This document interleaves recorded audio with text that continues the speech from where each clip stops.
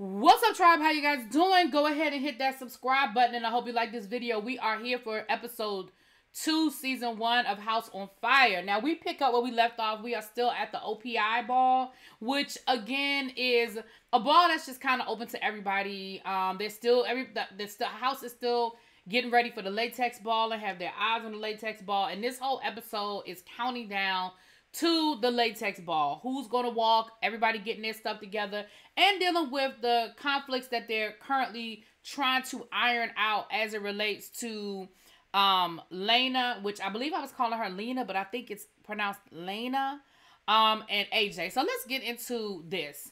So Lena is talking to Tati, Brooklyn, and Chanel. And Chanel is not here for it, right? Chanel is just like, girl, you hurt my feelings the way you left. You unfollowed me on social media. And Lena is like, girl, don't you have bigger things to worry about other than who is unfollowing you and who is following you on social media? Like, I think you need to figure out some other things in your life if that's what you're worried about. Now, Tati and Brooklyn are trying to, get some modeling tips and some modeling gigs in. And Lena was like, I got you, girl. I can help you out. I can look out for you, no problem. Chanel is still not here for it. Chanel is like, whatever. Like, I still feel how I feel. I'm still upset that you put me through, like you did me wrong. Like, I still feel like you did me wrong.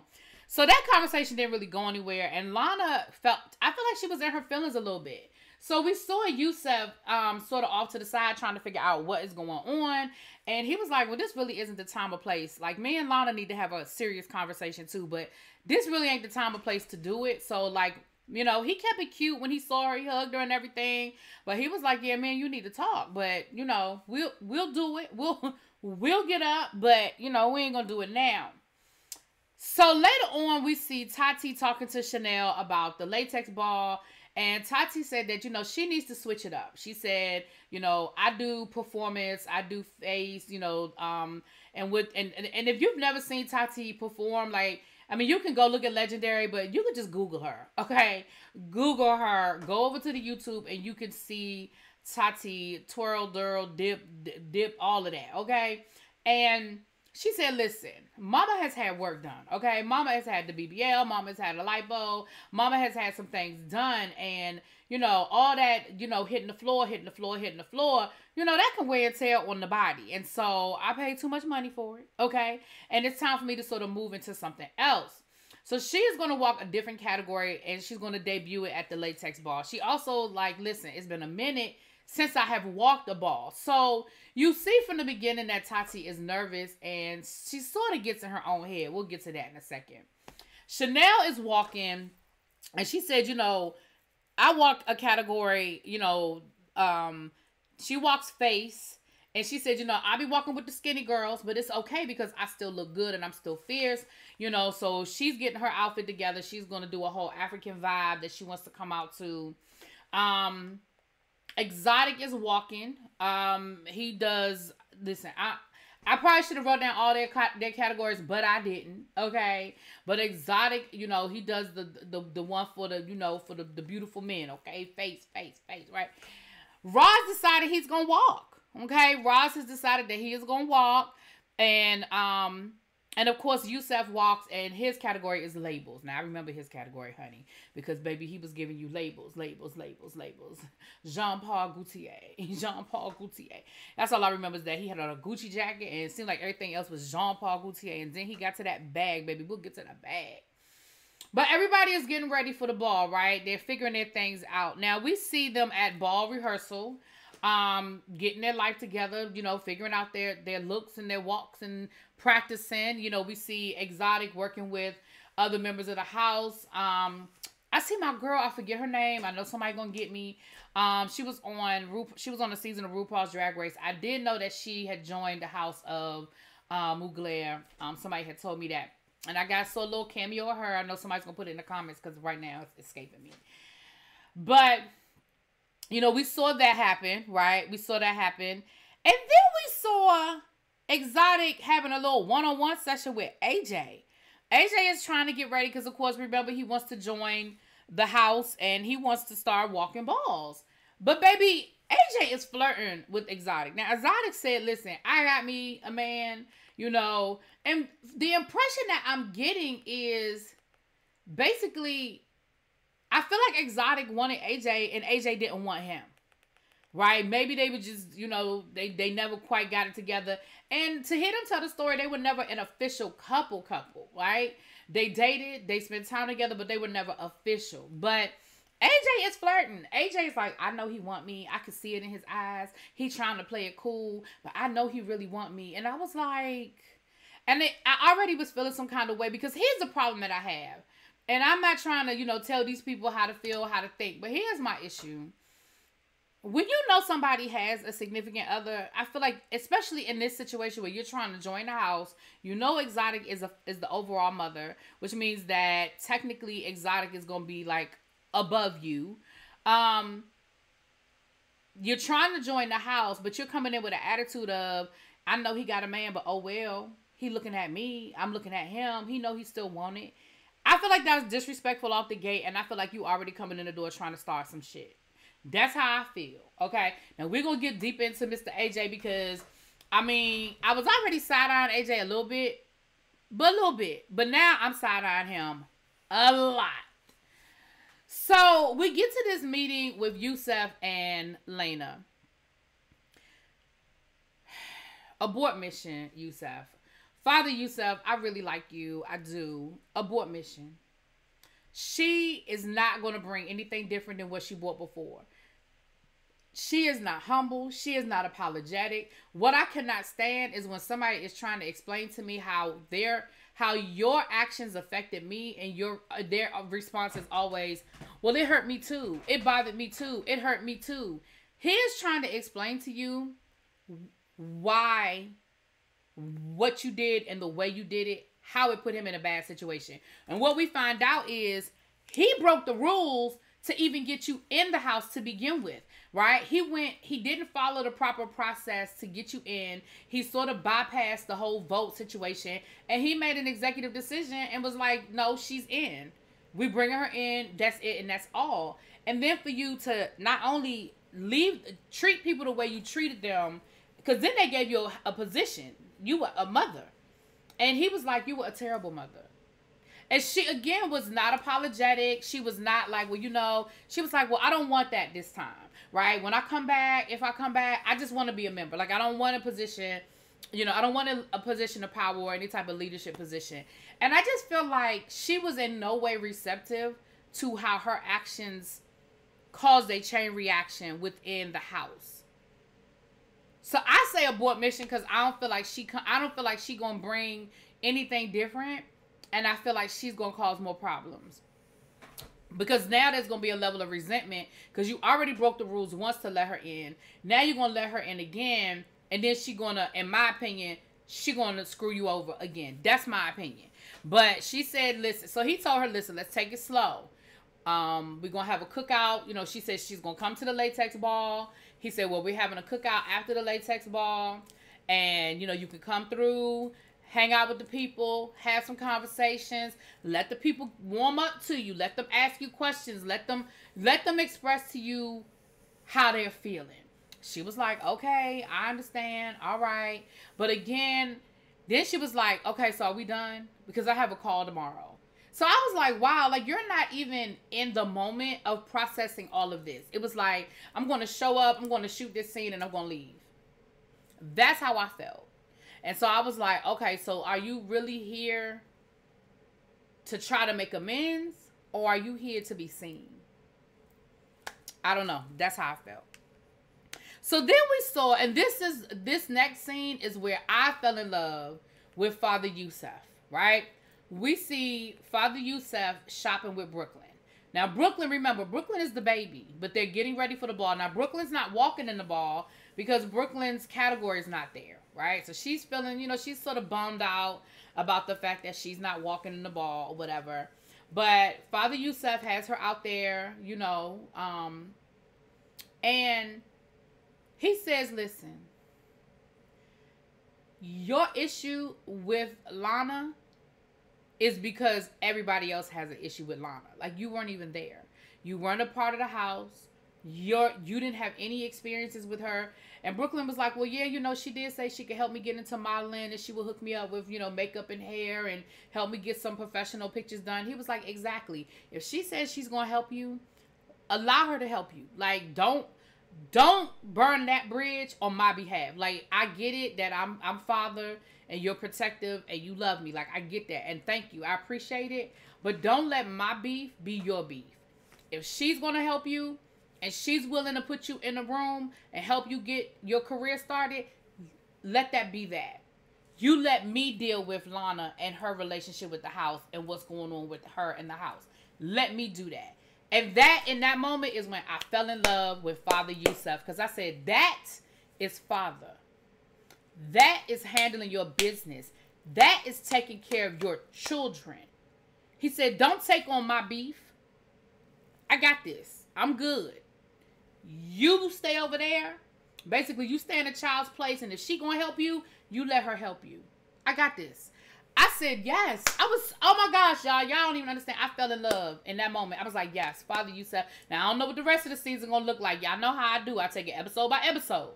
But in that moment, I was here for it.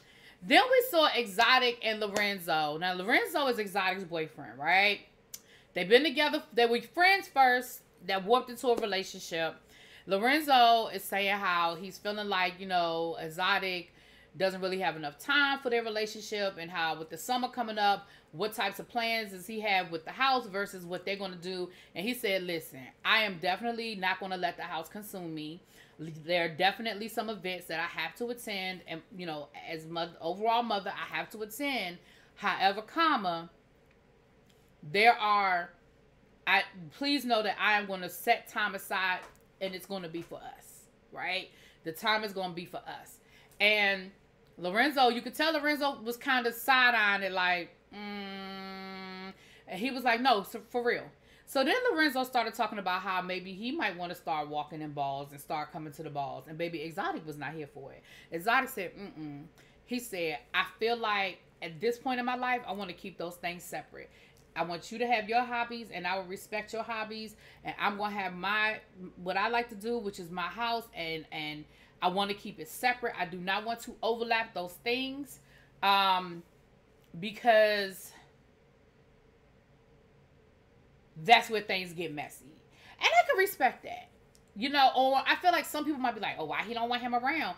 But I can respect that. Him saying, listen, I want something that's for me. I'm going to make time for us, and I want you to make time for something that's for you. I can respect that. I think that's where I'm in my life right now, so I can respect where Exotic is coming from. Now, back down to the house. Everybody's getting ready for the ball. We see Roz getting dressed, honey. And we see Miss Lolita. Y'all know I love me some Lolita, right? Lolita's mom is there to go to the latex ball. And Lolita says, hey, Mom, I think I'm going to be deemed tonight. And Mama was like, what that mean? Mama knew it was a good thing, but I don't think she was quite sure what that looked like. But she was like, what that mean? You deemed what? Lolita was deemed up-and-coming legendary. But she said, I think tonight I'm going to become legendary. Which, of course, is a process. And it's like top of the top, right? Well, not top of the top. But you know what I'm saying? It's definitely a high honor. She said, I'm nervous, but I really think that's what's going to happen. Now, I didn't want to say this in the first episode, but I remember on my house, Lolita had a boyfriend. So later on at the latex ball, she speaks about her fiance. And I hope it's the same person, because they've been together forever. Like, they've been together, I think, since like high school or something. So I hope it's the same person. And congratulations, because she does get deemed legendary at the latex ball, which I knew that because I watched the latex ball. This particular ball, I did watch a lot of it. And I knew because, again, I follow Lolita and I love her, and I have loved her since my house. So I was so happy for her. So she gets deemed legendary. So we get into the different categories. Exotic goes first. He wins his category. I mean, it was a tight race. It was a tiebreaker. The last judge had the tiebreaker, but Exotic wins. And they really were trying to win every category so they could win the whole ball, right? Bragging rights, money, trophies. So then the next category, and latex ball is like creme de la creme, right? It's one of the top balls. So the next category, it was Roz's category. Baby, why Roz had the same suit as somebody else? And Yusuf and them was like, oh my gosh, like that is like the gag of it all. I mean, you know, he said you don't want to have the same outfit as somebody at the Kroger, you know. So certainly not at a ball. So then it just comes down to who's going to walk it best. Who's going to give it best. Who's going to boom, boom, boom. And Exotic loses. I mean, not Exotic. Roz loses by 1 point. So I felt some kind of way. Because Roz lost by 1 point. So then it was Tati's turn. Baby, Tati, she was dressed and everything. She didn't come out for her category. I think she's in her head. I think she's nervous. I think that this is a new category for her. She hasn't walked in a while. And to debut it at Latex, I think she got in her head. She psyched herself out. And Lolita was like, girl, you know better. Like, don't do that again. Don't miss your category again. You know better. You know what it is. And then we had Chanel. Chanel didn't win her category either, but she said, you know, she was like, listen, they be giving the big girls a hard time. They be giving the chocolate girls a hard time, but it's all good. You know, I'm proud of myself. It was my first time walking a latex ball. I feel like I showed up and showed out, and I'm proud of myself. And I was proud of you too, because I thought Chanel looked sickening. I love Chanel. So far, the only person that I'm not feeling is AJ. Lana, but Lana I think is supposed to be the villain. You know what I'm saying? But AJ, I'm definitely side-eyeing AJ. Then the last person to walk was Father Yusuf, honey. Father Yusuf came out, and baby, listen. Father Yusuf slayed. He slayed, okay? And he won his category. So overall, it was a good showing by the house of Miyake Mugler. And the next day is the cookout. It's not a meeting, it's just a cookout. Oh, and Lana didn't show up. She texted, she texted and was like, yeah, I'm not coming. So of course it made it basically made Yusuf be like, okay, see, you really don't want to be here. Like, you really don't want this because you know what it is, right? So the next day at the cookout, everybody is at the cookout. It looks like it's at Lolita's house. Her mom is cooking, and everybody's there cooking. And Yusuf says to Lana, like, what happened? And I don't even want to talk about it.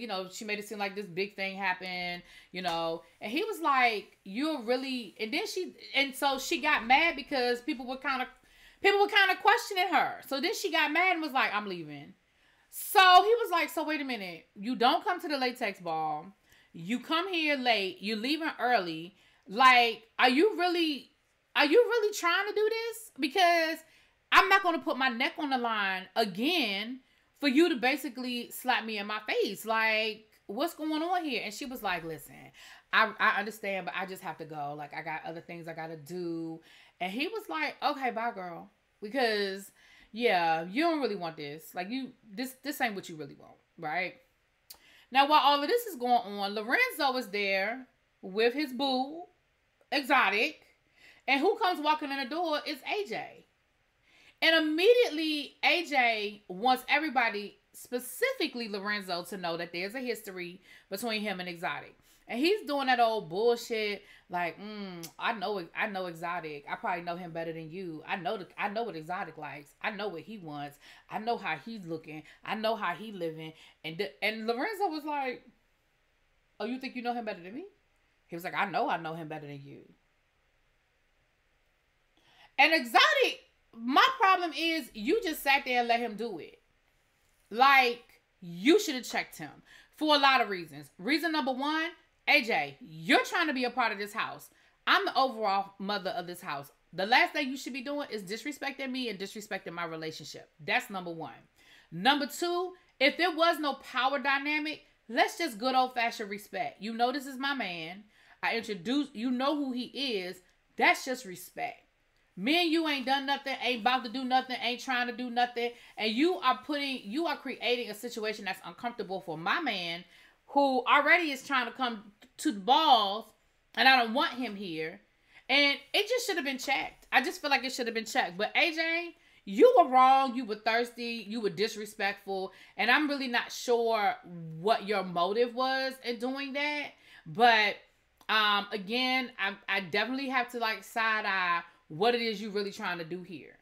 Like, are you really trying to get in the house? Or are you just trying to get back with Exotic? But anyway, that was the episode. You guys, listen, y'all, I've told y'all I can't stress enough how much I'm loving this show. If you haven't checked it out, please go check it out. Again, I think the first episode is on YouTube for free. And then everything, then you can go, it's $4.99. And I think there's even a discount code. I think I saw a discount code on Lolita's Instagram, I think for 10% off. So listen, go on and get you a subscription for a couple of months so you can get this show so we can talk about it together. Okay? All right. I'll talk to y'all later. Peace.